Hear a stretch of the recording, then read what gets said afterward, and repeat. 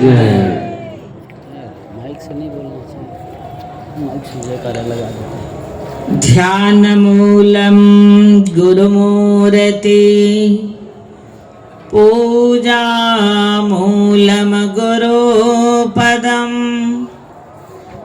मंत्र मूलम गुरुर्वाक्यम मोक्ष मूलम गुरु कृपा गुरुर्देवो गुरुर्धर्मो गुरुहनिष्ठा परम तप गुरु परतरम नास्ति नास्ति तत्त्वं गुरु परम। प्रेम से बोलिए सद्गुरु कबीर साहिब की। प्रातः स्मरणीय अखिल विश्व वंदनीय वैराग्य विभूषित संत शिरोमणि संत सम्राट सूर्यवत प्रकाश चंद्रवत शीतल मेरे मन मंदिर के आराध्य देव सदगुरु कबीर साहब के पावन चरण कमल को त्रैवार साहिब बंदगी समर्पित करते हुए ज्ञानदाता मोक्षदाता परम पूज्य गुरुदेव जी को सतत नमन वंदन।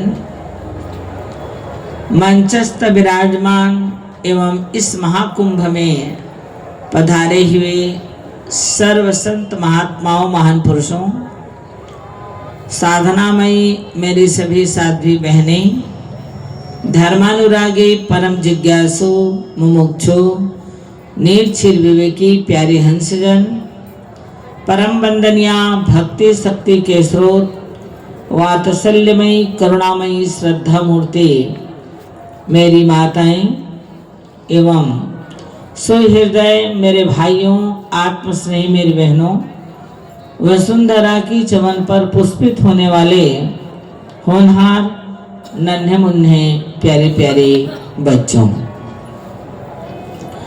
परम सौभाग्य का विषय है कि प्रयागराज के इस पावन महाकुंभ में हम त्रिवेणी संगम का दर्शन करने के साथ ही साथ संत समाज के रूपी महाकुंभ में भी स्नान कर रहे हैं।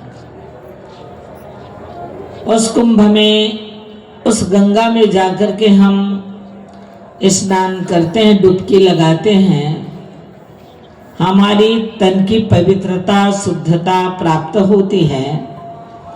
पर संतों की समाज रूपी महाकुंभ में आकर के जब हम गोता लगाते हैं तो उसमें मन की शुद्धि होती है। तन की शुद्धि की जितनी आवश्यकता है उससे कहीं ज्यादा मन की शुद्धि की भी आवश्यकता है। और मन की शुद्धि जब तक संतों की संसर्ग सानिध्य में हम ना आए तब तक मन की शुद्धि होना असंभव है। बहुत पावन शुभ अवसर हमें हम सबको प्राप्त हुआ है कि इस महाकुंभ में विभिन्न स्थलों से पधारे हुए संत महान पुरुषों की वाणी वचन रूपी महाकुंभ में स्नान करके हम आप सभी निमज्जित हो रहे हैं। ऐसा सुंदर पावन शुभ अवसर को भी प्राप्त करके कदाचित हम समय को खो गए तो भला हमसे अभागा कौन हो सकता है। इसलिए इस महाकुंभ में आकर के हम संतों की दर्शन करके उनकी पवित्र वाणियों से लाभान्वित होकर के अपने जीवन को हम पवित्र और पावन करें। जीवन पवित्र और पावन कब होता है? क्योंकि हमें सृष्टि के क्रम अनुसार देह मिला है। अब इस देह में 3 वस्तु विद्यमान है, तन, मन और वचन। अब तीनों में संत महान पुरुषों ने 10 अशुद्धियां बताई हैं।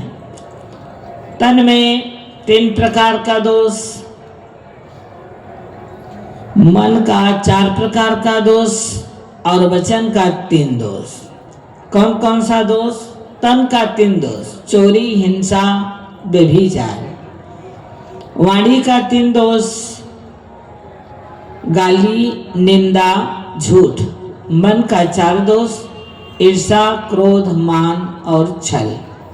ये 4 दोष हैं।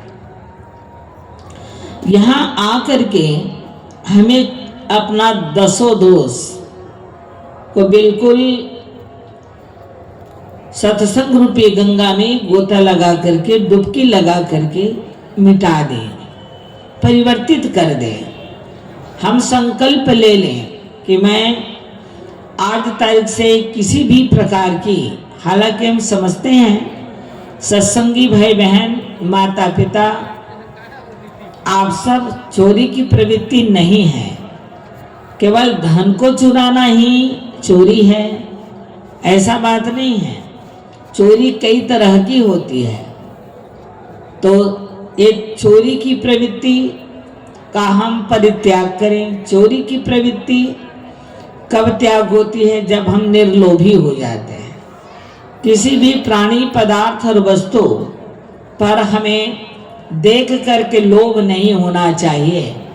लोभ अगर नहीं होगा तो हम चोरी भी नहीं करेंगे। चोरी का जन्म जीवन में लोभ से होता है, और लोभ ना हो तो चोरी भी ना हो। हिंसा, हिंसा को परिवर्तित करने से हमारे जीवन में क्या होगा? हिंसा को परिवर्तित करेंगे, दया को धारण कर लें। हृदय में दया हो, करुणा हो, तो हिंसा हमसे कदाचित कभी हो सकती नहीं है। हम दया को धारण करें। दया, क्षमा, करुणा, ये सब हम सद्गुण को स्वीकार करें तो हिंसा की प्रवृत्ति आप स्वरूप गायब हो जाएगा।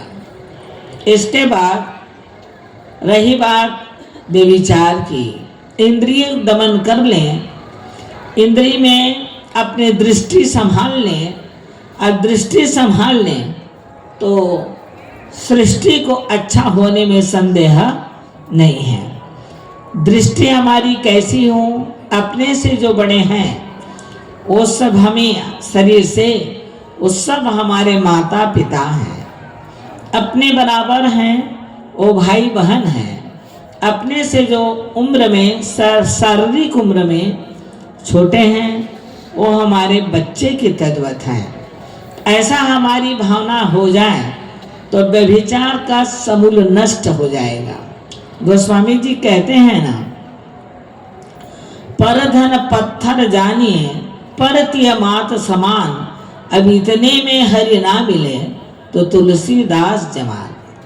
तुलसीदास जी कहते हैं कि इतने में अगर आपको शांति ना मिले तो मैं जमानत लेता हूँ, पहले इतना करके देखो आपके जीवन में शांति मिलेगी कि नहीं। नहीं मिलेगा तो मैं जमानतदार हूँ, तुझे शांति जरूर दिला करके रहूँगा। पर यही काम तो बड़ा मुश्किल है। परधन पत्थर जानिए और परतिय मात समान, है ना। अर्थात उसी बात को मैंने पहले बताई है आपको कि व्यभिचार की प्रवृत्ति का निदान कहाँ है? तो अपने मन इंद्रियों को हमें अपने बस में, भावनाओं को परिवर्तन करना है। भावनाएं अगर परिवर्तन हो जाए तो इंद्रिय को बस होने में कोई संदेह नहीं है। इसलिए ये तन के दोष हैं। अब रही बात हमारी वचन की दोष, तो हम बात बात में ऐसे शब्द उच्चारण करते हैं जिसे लोग गाली कहते हैं। जैसे कई घरों में, परिवारों में देखा जाता है, जो दादा होते हैं अपने नाती को किस शब्द से संबोधन करते हैं? थोड़ा जो दादा लोग होंगे, उन दादा दादी लोग होंगे, उनको अनुभव होगा। शायद अपने खुद की साला को कदाचित कभी एक दो बार भी साला नहीं कहा होगा, लेकिन नाती को उसी शब्द से बुलाता है। तो वाणी की अशुद्धि है कि नहीं? बालक है, बालक के संस्कार को शुद्ध करने के लिए हमें उसे ऐसी शब्द का प्रयोग करो ताकि उसके हृदय में गलत संस्कार ना पड़े। माने अपशब्द शब्द से संबोधन ना करो, उन्हें आदर्श शब्द से संबोधन करिए। आदर्श शब्द से संबोधन करेंगे तो गलत संस्कार, खराब संस्कार उस बालक के हृदय में नहीं पड़ेगा। इसलिए पहले गाली, किसी को अपशब्द ना कहें। प्रेम पूर्वक शब्द का हम प्रयोग करें तो दुश्मन भी मित्र हो सकता है। अब शब्द का प्रयोग करेंगे तो शायद प्रेमी भी दुश्मन हो सकते हैं। इसलिए साहब ने वाणी पर संयम करने के लिए हमें निर्देशित किया है कि वाणी ऐसा बोलिए, मधुर वचन है औषधि, कटुक वचन है तीर, श्रवण द्वार भय संचरे तो साले सकल शरीर। और भी कहा है उन्होंने, बोलना कासो बोले रे भाई, बोलत ही सब तत्व नसाई, बोलत बोलत बाढ़ बिकारा, जो बोले सो करे विचारा, पंडित सो मिलिए, पंडित सो बोलिए हितकारी, अमूरख से रहिए झकमारी। पंडित मिले वचन भी कहिए, अमूरख मिले तो मौन होके रहिए।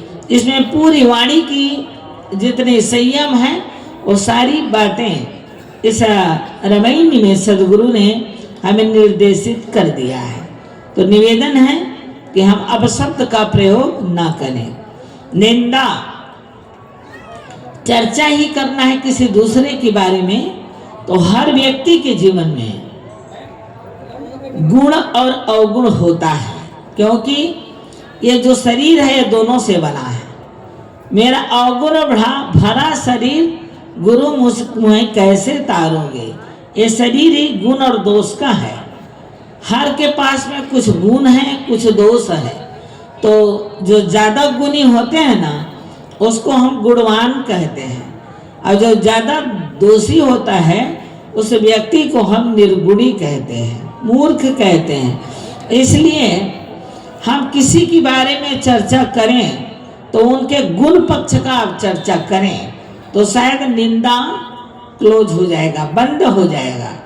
किसी के दोष पक्ष पर चर्चा ना करें, क्योंकि सदगुरु बताएं, बुरा देखन मैं गया, बुरा न मिलिया कोई, और जो दिल खोजो आपना, तो मुझसे बुरा ना होए। इसलिए हमें चर्चा ही करना है तो किसी के गुण पक्ष पर हम चर्चा करें। तो हो गया गाली, निंदा, झूठ। अब झूठ तो इतना खतरनाक है हमारे लिए कि झूठ बोल करके हम अपने आप के जीवन को खंडक में ना डालें, परेशानी में ना डालें, क्योंकि सदगुरु कबीर ने सावधान किया है, साच बराबर तप नहीं, झूठ बराबर पाप, जाके हृदय सत्य है तहां विराजे आप। जो व्यक्ति झूठ का सहारा लेता है उसको स्पेशल और पाप करने की जरूरत नहीं है। पाप हो जाता है और करने की जरूरत नहीं है। इसलिए साहब सावधान करते हैं कि झूठ का प्रयोग ना करो, अर्थात हमें सत्य का प्रयोग करना चाहिए। गाली, निंदा, झूठ, ये वचन के 3 दोष हैं। और रही बात मन की 4 दोष, ईर्षा, क्रोध, मान और छल। ईर्षा एक ऐसी खतरनाक बीमारी है, जैसे लकड़ी बहुत चिकनी चुपड़ी ऊपर से दिखता रहता है, लेकिन अगर घून लग जाए तो लकड़ी अंदर ही खोखला हो जाता है और ऊपर से चिकना चुपड़ा दिखता रहता है। बस जैसे लकड़ी को घून खा जाता है, वैसे ईर्षा करने वाला व्यक्ति के स्वयं नष्ट हो जाता है, और जिसके प्रति हम ईर्षा करते हैं उसका कुछ बिगाड़ होता नहीं है। बिगाड़ ईर्षा करने वाले का ही नुकसान है। इसलिए भूल करके भी हमें ईर्षा नहीं करना चाहिए। लोग ईर्षा करते करते यहाँ तक पहुंच जाते हैं कि खुद का भी नुकसान कर बैठते हैं। वो कैसे? दो व्यक्ति था, माने दो भाई थे एक परिवार में। बड़ा भाई बड़ा चतुर और चालाक था, छोटे भाई उस पर विश्वास करता था, परंतु वो उसका रोज के रोज उसे धोखा देते थे। जितनी उसकी जमीन जायदाद थी, अच्छी अच्छी वाली जमीन, मकान, वस्तु, वो सब वो अपना रख लिया और छोटे भाई को एक टूटा फूटा घर दे करके उसने उसको अलग कर दिया। छोटा भाई कभी सपना में नहीं सोचा था कि बड़ा भाई मुझे ऐसा करेंगे, पर ऐसा हो गया। ऐसे करते करते एक दिन की बात है, उन्होंने बढ़िया बैंक में अपने नाम पर पूरे, आजकल जानते हैं ना, जिनकी खाता उनकी पैसा, तो सारे पैसे अपने नाम पर रख लिया था। अब बढ़िया गाड़ी निकाला उसने फाइनेंस करा के। नई गाड़ी आई घर में, तो उसको चलाते चलाते छोटे भाई के घर तक जाता था, और वहां से फिर लौटता अपने घर, और वहां से फिर जाता फिर आता। गांव में 2-4 लोग बैठे थे, जैसे बैठे रहते हैं ना, वैसे पहले की बात है, लोग चौराहे पर, चौरा पर बैठते थे। 2-4 सज्जनों ने पूछा, भाई आप गाड़ी फिर ले जाते हो, फिर लाते हो, मामला क्या है?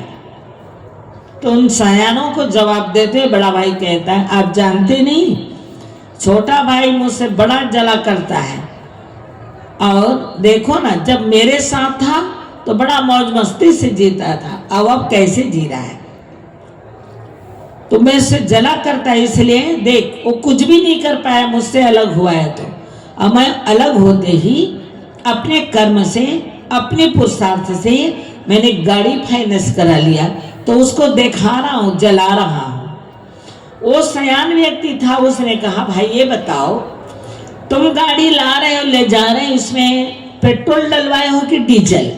तो उसने कहा, पेट्रोल डलवाया, पेट्रोल गाड़ी थी। तो बताओ, वो पेट्रोल को भराने के लिए तुम्हारा छोटा भाई पैसा दिया होगा? उस बुजुर्ग ने कहा, तो काहे को पैसा देगा, गाड़ी मेरी है, तो पैसे काहे को देगा? उस बुजुर्ग ने कहा, क्योंकि संतों का संग उसने किया था। बुजुर्ग ने कहा, जब गाड़ी की तेल आपका है, गाड़ी आपका है, अब बेमतलब बिना आवश्यकता के आप ला रहे हो, ले जा रहे हो, तेल आपका जल रहा है, इंजन पार्ट्स आपके घिस रहे हैं, आपके छोटे भाई का क्या जा रहा है? उसका तो कुछ भी नहीं जा रहा है। सज्जनों, उन्होंने इस बात को समझ ही नहीं पाया था। जब उस बुजुर्ग ने इस बात को दोहराया, तब वो सोचने लगा, बात तो ऐसे ही कह रहे हैं, फिर तो रुक गया। कहने का मतलब, हम जीवन में ईर्ष्या करके खुद को जलाते हैं, दूसरा कोई जलता नहीं। सोचते हैं हम दूसरे को जला रहे हैं, पर दूसरा जलता नहीं है, हम खुद उस आग में जलते हैं। इसलिए मन का दोष ईर्ष्या, क्रोध। क्रोध में देख लीजिए ना, हाँ, दुर्वासा ऋषि की क्रोध में यदुवंशी नष्ट हो गए, कपिल मुनि की क्रोध में राजा सगर के परिवार नष्ट हो गए, और हम आपके क्रोध में हमारा घर नष्ट हो जाता है। इसलिए क्रोध नहीं करना चाहिए। तो क्रोध ना करें तो क्या करें? क्रोध कुछ तो करना पड़ेगा, और क्रोध ऐसे नहीं रुक जाएगा, उसके बदला में कुछ करना पड़ेगा। तो क्रोध नहीं करना है तो हमें क्या करना है? क्षमा करना प्रारंभ करिए, तो क्रोध अपने आप समाप्त हो जाएगा। जैसे क्रोध को हम मनाएं, कैसे नहीं करना है, कैसे ना करें, नहीं करना है कहने से नहीं होगा। जैसे कभी हम बातचीत करते करते हमारे दांतों से जीभ कट जाती है, और जीभ जब कटती है तो थोड़ा सा दर्द भी होता है। अब दर्द होता है तो गुस्सा आता है कि नहीं आता? आप सबने अनुभव किया होगा। जीभ जब दांत से दब जाती है तो बहुत दर्द में गुस्सा आता है। अब उस गुस्सा को हम अपने गाल पर तमाचा मार करके शायद कोई सहन नहीं करता। हाँ, दूसरा होता तो लगता है कि इसको खुद तमाचा लगाती, पर खुद को, खुद की दांत से खुद का जीभ दब गई तो कोई अपने गाल पर तमाचा नहीं मारते, लेकिन सह लेते हैं। सही बात है कि नहीं? दर्द को बिल्कुल सह लेते हैं। ठीक इसी प्रकार से किसी के पास गुस्सा आया ना है किसी कारणवश, तो थोड़ा देर थम जाइए और थम करके विचार करिए कि हमें क्रोध क्यों आ रहा है, फिर उसका उत्तर आपको मिल जाएगा और अपने आप में हम शांत हो जाएंगे। इसलिए मन का दोष है ईर्षा, क्रोध, मान प्रतिष्ठा में भी कभी कभी लोग ऊपर नीचे होकर के मन का खेल है। तो इस मन को समझाने के लिए कभी ऊंचे गादी सोहेगी, कभी जय जय की ध्वनि होएगी। तो मान प्रतिष्ठा में मत भूल न जाना, ऐ मोक्ष मार्ग संभल संभल करके जाना। जब मोक्ष के मार्ग में हम चले हैं तो इस पर हमें ध्यान नहीं देना चाहिए। मान मिले तो अपमान मिले तो उसमें कोई फर्क पड़ने वाला नहीं है। ईर्षा, क्रोध, मान और छल में देख लीजिए, महाभारत काल में शकुनी ने छल किया तो क्या दुर्दशा हुआ, और हम करेंगे तो हमारा भी वही दुर्दशा होगा। इसलिए हमें छल करना नहीं, स्पष्टवादी होकर के जीवन को जीना है। ये हमारे जीवन के 10 दोष हैं। कदाचित 10 दोष में कोई कदाचित हमारे जीवन में कोई दोष है तो बढ़िया प्रयागराज के त्रिवेणी संगम में आप स्नान कर रहे हैं, मतलब वहां तो स्नान कर ही रहे हैं, पर यहाँ भी ज्ञान, भक्ति और वैराग्य के त्रिवेणी संगम में आप स्नान कर रहे हैं। तो अपने आप को निमज्जित करिए, निमज्जित करके पवित्र जीवन जीने का हम संकल्प लें तो हमारा प्रयागराज के संगम में स्नान करने का फायदा हो जाएगा। समय पूरा हो गया, इसलिए मैं आप सबके हृदय मंदिर में विराजे राम को प्रणाम करते अपनी वाणी को विराम देती हूँ। साहिब बंदगी साहिब।